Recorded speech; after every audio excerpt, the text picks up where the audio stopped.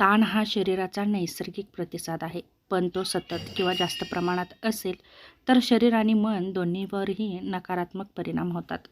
ताण असताना शरीरात दिसणारं पहिलं लक्षण म्हणजे शारीरिक लक्षणातलं पहिलं लक्षण म्हणजे डोकेदुखी किंवा मायग्रेन.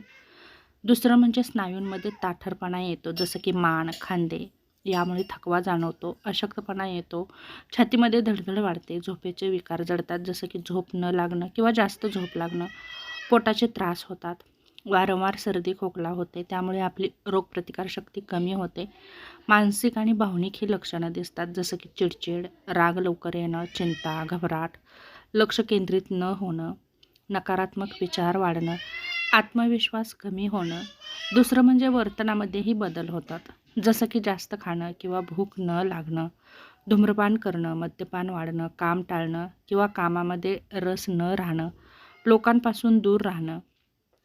ताणाच्या शरीरावरती होणारे वाईट परिणाम म्हणजे हृदयावरती परिणाम होतो.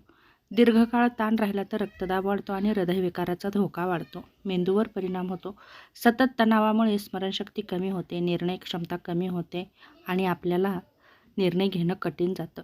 रोगप्रतिकारशक्ती कमी होते, त्यामुळे आपण वारंवार आजारी पडतो. पचनसंस्थेवरती परिणाम होतात, जसं की ॲसिडिटी, अपचन वाढतं, हार्मोन्समध्ये बदल होतात. ताणामुळे कार्टिसोल वाढतं, ज्यामुळे आपलं वजन वाढतं, मधुमेहाचा धोका वाढतो. झोपेवर परिणाम होतात.